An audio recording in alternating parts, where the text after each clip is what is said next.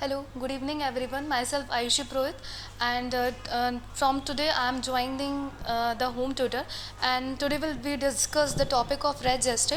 So before we starting the res geste topic, हम कुछ important जो रूल्स हैं इंडियन एविडेंस एक्ट के, जो 3 इम्पॉर्टेंट रूल्स हैं जिन पे पूरा इंडियन एविडेंस एक्ट चलता है, हम उसके बारे में डिस्कस करेंगे. So there are 3 main important rules which are as follows.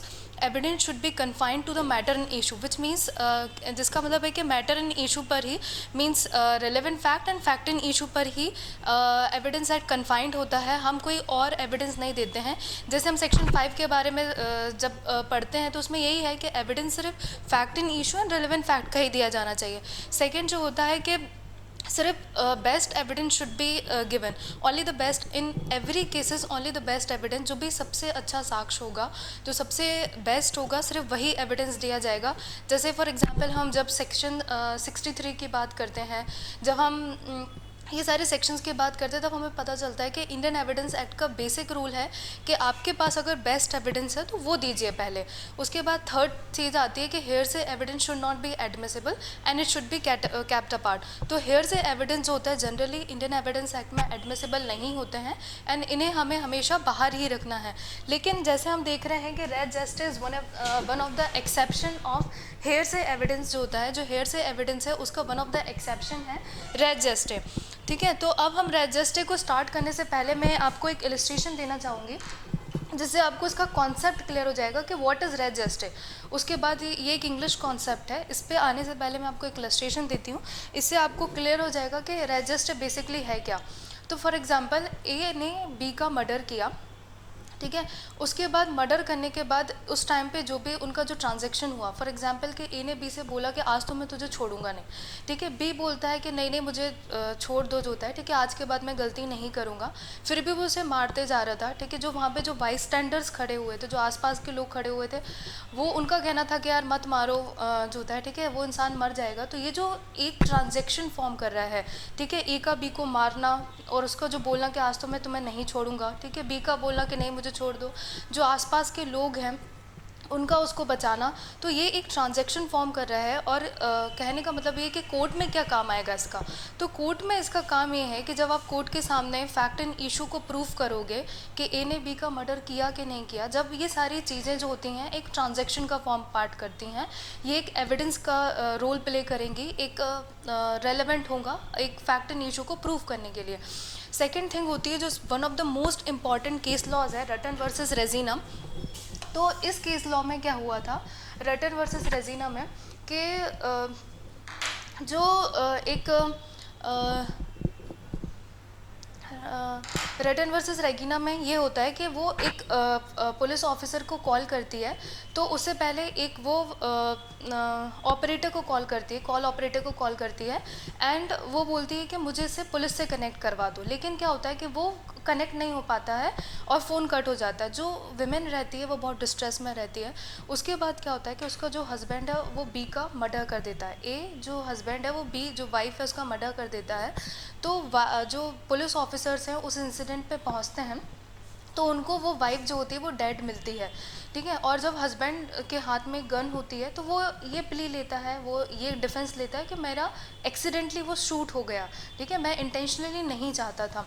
तो जो पुलिस ऑफिसर का यहाँ पे कहना था कि अगर एक्सीडेंटली चीज़ों में ऐसा नहीं होता कि आप किसी को बुला रहे हो, है ना, आपने पुलिस ऑफिसर को कॉल कर रहे हो, कभी भी आप रोड पे जाते हो, आपका एक्सीडेंट होने वाला होता है, तो उससे पहले क्या एम्बुलेंस को कॉल करते हो कि आपको पता होता है कि भाई कि हाँ मेरा एक्सीडेंट होने वाला है तो मैं एम्बुलेंस को कॉल कर लूँ. तो ये जो सारी चीज़ें जो हैं ये एक ट्रांजैक्शन फॉर्म कर रही हैं कि उस वाइफ का कॉल ऑपरेटर को कॉल करना, पुलिस को इन्फॉर्म करने के लिए कॉल नहीं लगना, फिर वो उसका डेथ फाउंड होना, ठीक है, हस्बैंड के हाथ में गन का होना.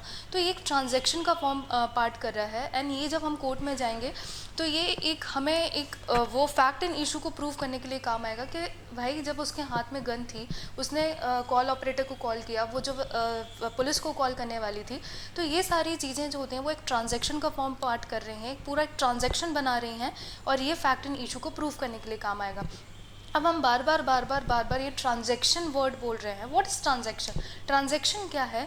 तो जब हम सेक्शन 6 पे पढ़ेंगे तो ये एक एग्जांपल है जिससे आप समझ जाओगे कि सेक्शन 6 है क्या. अब हम सेक्शन 6 की डायरेक्ट लैंग्वेज पे आते हैं और बुक में जो लैंग्वेज दी है कि क्या है सेक्शन 6. तो सेक्शन 6 बोलता है relevancy of fact forming part of the same transaction. ठीक है, राइट. तो relevancy of act forming part of the same transaction, तो यहाँ पे इसका सेक्शन 6 बोलता है कि fact which though not in issue, right, fact which दो not in issue are so connected with the fact in issue, are so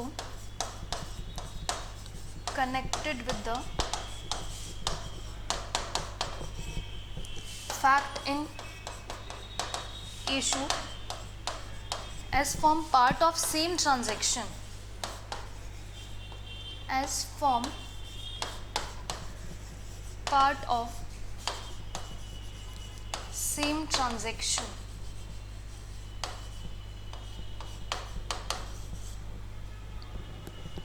are relevant. ठीक है, तो fact which though not in issue are so connected with the fact in issue as form part of same transaction are relevant. So इसको हम, जो मैंने पहले आपको example दिया था कि ए ने बी को मारा, ए ने क्या जो बोला, बी ने क्या बोला, बाई स्टैंडर्ड्स ने क्या बोला, तो ये सारी चीज़ें एक ट्रांजेक्शन का फॉर्म पार्ट करती हैं. अब पहले इस डेफिनेशन को समझने से पहले हम ये समझेंगे कि what is fact in issue and what is relevant fact. ये तथ्य क्या है और विवादक तथ्य क्या है, सुसंगत तथ्य क्या है, ये सारी चीज़ें हम समझेंगे. तो फैक्ट क्या होता है? जो केस में जो सारी चीज़ें हो रही होती हैं, जो आपने देखा, जो आपने सुना, जो आपने बोला, जो आपने फील किया. ठीक है, जब हम बैरिक में सेक्शन 3 पढ़ते हैं इंडियन एविडेंस एक्ट का, तो वहाँ पे है कि फ़ैक्ट क्या होता है, एक फिजिकल फैक्ट और एक मेंटल फैक्ट. मतलब जो मेंटल स्टेट है वो सारी मेंटल स्टेट में जाता है, मेंटल फैक्ट में जाता है, एंड जो सारी चीज़ें आपने महसूस करी है, फील करी हैं, वो सारी फिजिकल फैक्ट में जाती है. जो भी आपके केस में हो रहा है फैक्ट इन इशू को छोड़ के, वो सारी चीज़ें फैक्ट है. फैक्ट इन इशू क्या है? तो बैरिक में इसकी बहुत मतलब ऐसी लैंग्वेज दी है, तो मैं एक जनरल लैंग्वेज में बताऊंगी. फैक्ट का मतलब ये है कि एक पार्टी जो एलिज कर रही है, दूसरी पार्टी जो डिनाई कर रही है. मतलब एक पार्टी जो कुछ भी बोल रही है एंड दूसरी पार्टी उस चीज़ को जो डिनाई कर रही है, वो फैक्ट इन इशू है. कहने का मतलब ये है कि अगर ए बी का मर्डर करता है तो बी बोलता है कि ए ने मेरा मर्डर किया, तो ए बोलता है नहीं मैंने नहीं किया. तो जो एक पार्टी बोल रही है कि किया एंड जो दूसरी पार्टी बोल रही है कि नहीं किया, वो सारी चीज़ें फैक्ट इन इशू में जाती हैं. मतलब जो बेसिकली जो मेन मुद्दा है कोर्ट में जो भी आएगा, जिसको आप प्रूव करना है, वो फैक्ट इन इशू है. थर्ड आ जाता है रेलेवेंट फैक्ट. क्या होता है? What is relevant fact? जो section 5 to 55 of Indian evidence act दिए हैं, वो सारे रेलेवेंट फैक्ट होते हैं. रेलेवेंट फैक्ट क्या है? तो जिनकी हेल्प से आप फैक्ट इन इशू को प्रूव करते हो, वो सारे रेलेवेंट फैक्ट आ जाते हैं. तो इन तीनों को चीज़ों को समझना बहुत इंपॉर्टेंट है जब हम सेक्शन 6 की बात करेंगे. तो अब सेक्शन 6 बोलता है कि fact which though not in issue are so connected with fact in issue. तो फैक्ट जो होता है, जब मैं इसको इलस्ट्रेशन 1 से कनेक्ट करना चाहूँगी, करती हूँ कि फैक्ट मतलब क्या होता है कि fact which though not in issue, not an issue जो होता है. ठीक है, नॉट एन इशू का मतलब है कि जो आपने मर्डर किया या नहीं किया, इसमें आपका ये सारे फैक्ट नहीं थे कि इसने ए ने क्या बोला, बी ने क्या बोला, वहाँ पे जो खड़े हुए लोग थे उनने क्या बोला, तो वो फैक्ट एंड इशू का तो पार्ट नहीं थे. लेकिन फिर भी उस फैक्ट एंड इशू से ऐसे कनेक्टेड है कि वो एक ही ट्रांजैक्शन का पार्ट फॉर्म कर रहे हैं, तो वो रेलेवेंट है. ठीक है, मतलब वो जो फैक्ट एंड इशू के ए ने बी का मर्डर किया हुआ है, उससे वो फैक्ट ऐसे कनेक्टेड है कि वो एक ही ट्रांजैक्शन का फॉर्म पार्ट कर रहे हैं, तो इस तरीके से वो रेलेवेंट हुआ. ठीक है, इसका सेकेंड पार्ट होता है कि whether they occurred at same time और प्लेस और एट डिफरेंट टाइम और प्लेस. इसका बेस्ट इलस्ट्रेशन मैं आपको दूंगी, जो है आर वर्सेस फॉस्टर, जो बहुत one of the most important case है इसका, आर वर्सेस फॉस्टर. ठीक है, आर वर्सेस फॉस्टर में क्या होता है,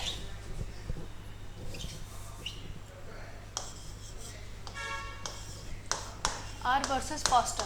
ठीक है, whether they occurred at same time और प्लेस,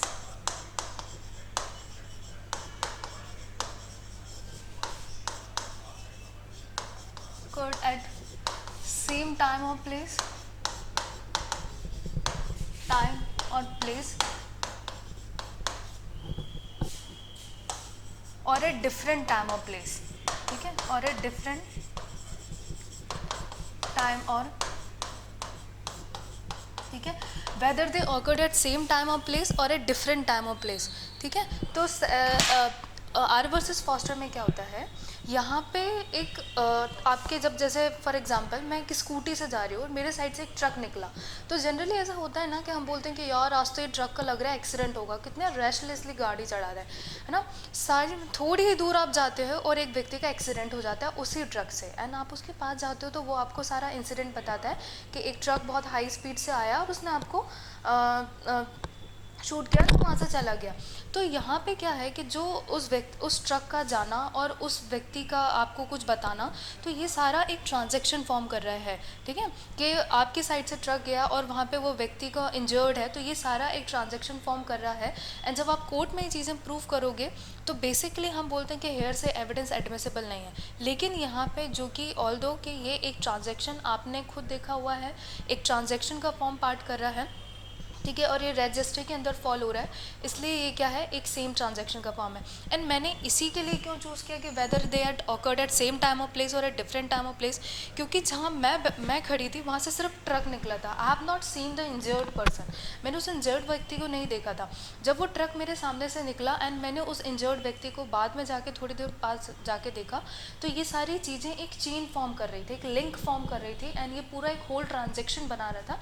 तो ये एक ट्रांजेक्शन का फॉर्म पार्ट कर रहा है, एक पूरा ट्रांजैक्शन बना रहा है, इसलिए ये रेलेवेंट है। अब हम जाते हैं कि what is the value of time, right, what is the value of time in registry, ठीक है। रेजिस्ट्री में वैल्यू ऑफ टाइम बहुत इंपॉर्टेंट है, क्योंकि बेसिकली ये फॉल होता है कहाँ पे, हेयर से एविडेंस के अंदर, ठीक है। तो बेसिकली ये हेयर से एविडेंस के अंदर फॉल होता है, तो हेयर से एविडेंस जनरली एडमिसिबल नहीं होते हैं। लेकिन हम यहाँ पे वैल्यू ऑफ टाइम के बेसिस पे हम इसे जो होता है एडमिसिबल करते हैं, ये रेलेवेंट होता है सेक्शन 6 में। जो हम इसको समझने के लिए, ये वैल्यू ऑफ टाइम को समझने के लिए, राइट, ये वैल्यू ऑफ टाइम कि what is the importance of value of time in registry. तो रेजिस्ट्री में वैल्यू ऑफ इम्पोर्टेंट की क्या मतलब टाइम की क्या इंपॉर्टेंस है, तो इसके लिए हम एक बहुत फेमस केस डिस्कस करेंगे, आर वर्सेस वेडेनफील्ड का। जो वेडिंगफील्ड है, इसका केस बहुत इंपॉर्टेंट है जब हम बात करते हैं रेजिस्ट्री की, ठीक है। बहुत one of the most important case laws है जब हम रेजिस्ट्री की बात करते हैं, तो हम इसके लिए ले रहे हैं, इसमें हम डिस्कस करेंगे what is the value of time in registry. क्या होता है कि आपका कहने का मतलब ये है कि यहाँ पे जो गाइडलाइंस भी हैं कि रेजिस्ट्री आप एडमिट करोगे, उसके लिए आपको कुछ बेसिक रूल्स हैं, बेसिक कुछ क्राइटेरिया है, वो आपको फॉलो करना पड़ेगा जब रेजिस्ट्री अप्लाई होगा। वो क्या है, तो जो कहने का मतलब है कि स्पॉन्टेनियस होना चाहिए, साइमल्टेनियसली होना चाहिए कि आपका इंसिडेंट हुआ, आपका एक्सीडेंट हुआ एंड उसी तुरंत बाद आपका रिएक्शन आया। सो आर वर्सेस वेडेनफील्ड में क्या होता है, जो वेडेनफील्ड है वो एक लड़की का गला काट देता है, एंड वो बाहर आती है और उसकी मम्मी को इन्फॉर्म करती है कि देखो देखो वेडेनफील्ड ने मेरा गला काट दिया। तो ये रेजिस्ट्री में एडमिसिबल नहीं है। क्यों नहीं है, क्योंकि अगर आप किसी इंसान का गला काट रहे हो तो उसका स्पॉन्टेनियस रिएक्शन निकलना चाहिए कि हाँ मुझे दर्द हो रहा है, या जो भी है कि जो चीख वगैरह उसके निकले, बट उसने टाइम लिया, जब पूरा इंसिडेंट हो गया, पूरा एक्ट ओवर हो गया, उसके बाद उसका रिएक्शन आ रहा है। तो ये जो चीज़ें हैं कि जब आपका एक टाइम को जगह मिल जाती है, तब ये रेजिस्ट्री एप्लीकेशन नहीं होता, अप्लाई नहीं होता है रेजिस्ट्री, ठीक है। अब हम बात करते हैं कि this is the exception of hearsay rule. हम बार बार हेयर से एविडेंस बोल रहे हैं, तो हमें यही मैं बोल रही हूँ कि ये जो है वो एक्सेप्शन है, ठीक है। This is the one of the exception of hearsay evidence, exception है हेयर से एविडेंस का, okay. So hearsay evidence क्या होते हैं, मैं बार बार एविडेंस ये हेयर से एविडेंस बोल रही हूँ। हेयर से एविडेंस होते हैं कहीं सुनी बातें देता है वो, ठीक है। मैंने किसी से सुना, किसी ने मुझसे सुना, एंड वही जाके आप एविडेंस कोर्ट में दे रहे हो, ये एडमिसिबल नहीं है। एंड इसके पीछे एक बहुत ज़्यादा इंपॉर्टेंट एक मोटिव भी है। क्यों नहीं है, क्योंकि आप एक व्यक्ति से कोई दूसरी चीज़ किसी व्यक्ति के पास आ रही है, ठीक है, एंड किसी की और उसके पास जा रही है, तीसरी बात किसी और के पास जा रही है, एंड वो छोटी सी चीज़ किसी इतने लोगों के पास पहुंच के बहुत ज़्यादा बड़ी बन जाएगी। जैसे हमारे इंडियन सोसाइटी में बोलते हैं कि राई का पहाड़ बनना, ठीक है। तो वो चीज़ जो रियलिटी है उससे हट के वो कहीं ज़्यादा एग्जरेट हो जाएगी, जो कि हमारा कोर्ट जो है वो वैसे ही ऑलरेडी इतने केस लॉज हैं, तो हम एक रियल एविडेंस आते हैं कि हमारे सामने एक बेस्ट एविडेंस आए, इसलिए हम हेयर से एविडेंस को एक्सेप्टेबल नहीं करते हैं, एडमिसिबल नहीं करते हैं। But res gestae is one of the exception. So इसका मतलब इसको एडमिसिबल करने का मोटिव यही है कि यहाँ पे हम क्या होता है, एक पूरा ट्रांजैक्शन पूरा एक फॉल हो रहा है, एक पूरा ट्रांजैक्शन बन रहा है। जब एक पूरा ट्रांजैक्शन की पूरी कंप्लीट चेन होती है, इसीलिए हम इसे एक एडमिसिबल मानते हैं। And there are some few other example of hearsay evidence like admission, confession, dying declaration. All are these are the example of hearsay evidence. Now come to the topic of when FIR is registered. ठीक है, कब FIR जो होती है, right, when FIR is registered. ठीक है, तो FIR कब रजिस्टर्ड होती है? सो सुनने में थोड़ा अजीब लग रहा होगा ना कि एफआईआर कब रजिस्टर होती है, या एफआईआर भी रजिस्टर हो सकती है। सो क्या होता है, एक पर्सन है, उसने सारा इंसिडेंट या सारा एक्सीडेंट बिगिनिंग टू एंड देखा, है ना, उसने पूरा ऑफेंस एक व्यक्ति को करते हुए देखा, एंड उसने अब वहाँ के आजू बाजू जो लोग जहाँ पे खड़े हुए थे उनको सारा उस ऑफेंस के बारे में बताया। जब उसने उसको उस ऑफेंस के बारे में बताया, उसके नेक्स्ट डे उसकी वो एफआईआर करता है। ठीक है, तो वो जो एफआईआर है वो उसी ट्रांजैक्शन का पार्ट है, उसी ऑफेंस का पार्ट है, कि वो जो भी बन रहा है, जो ऑफेंस हुआ है, उसी का ट्रांजैक्शन का पार्ट प्ले करेगा। And FIR is fall under register. अब यहाँ पे हम बोल रहे हैं कि इंसिडेंट तो आपका जो है, एक्सीडेंट तो कल हुआ था एंड एफआईआर आप आज कर रहे हो, तो यहाँ पे जो कमीशन ऑफ ऑफेंस है एंड जो एफआईआर का जो टाइम पीरियड है, उसमें डिफरेंस होने पे कोई भी इमटेरियल है, मतलब उसका जो टाइम गैप है वो इमटेरियल है, वो उसमें कोई भी फ़र्क नहीं पड़ेगा कि आपकी जो एफआईआर है वो फेक है या आपने कोई जेन्युइन एफआईआर नहीं करी है, इससे कोई फ़र्क नहीं पड़ेगा। एंड दिस मतलब these all are the basis of the circumstances, मतलब ये एक परिस्थितियों के आधार पर बेस करता है कि मतलब कब वो एफआईआर जो है रजिस्टर में फॉल होगी एंड कब नहीं होगी। इसका एक केस भी है जो कि Sabal Das versus state of Bihar का है। ठीक है, Sabal Das versus state of Bihar, state of Bihar, जिसमें ये बोला हुआ है कि एफआईआर स्टेट ऑफ बिहार, इसमें ये डिस्कस करा हुआ है कि एफआईआर कब रजिस्टर होगी and FIR also play as a role of register. So basically register सिर्फ ये है कि आप जब कोर्ट के सामने जाते हो, आपने पूरा ट्रांजैक्शन आपको पता हुआ है, तो क्या होता है कि जैसे हम सर्कमस्टेंशियल एविडेंस भी बोलते हैं कि सर्कमस्टेंशियल एविडेंस उसी की तरह एक रजिस्टर रोल प्ले करता है। कि सर्कमस्टेंशियल एविडेंस क्या है? ठीक है, जब पूरी सर्कमस्टेंसेस कंप्लीट होती है, ठीक है, उसमें कोई गैप नहीं होता है एंड वो जेन्युइन होती है ना, और उसमें कोई ऐसा लूप होल नहीं होता जहाँ पे कोर्ट को कोई डाउट होता है कि यहाँ पे कि ये सर्कमस्टांसेस में कोई भी चीज़ें जो भी होती हैं वो रियल नहीं है। तो वैसे ही रजिस्टर होता है कि मैं अगर कोर्ट में जा रही हूँ तो फैक्ट एंड इशू के साथ साथ कोई ऐसी चीज़ें हुई हैं जिनके थ्रू मैं किसी उन फैक्ट एंड इशू को प्रूव कर रही हूँ, वो रजिस्टर है, राइट। सो रजिस्टर के कुछ मैंने आपको केस लॉज भी बताते गई थी, जैसे आर वर्सेस फॉस्टर का केस है, आर वर्सेस बेडनफील्ड का केस है, रटन वर्सेस रेगिना का केस है। तो these are the best and most important case laws of register, जिसके बेसिस पे, जिसकी मदद से आप रजिस्टर को बहुत अच्छे से समझ सकते हो। So thank you, this is all about register.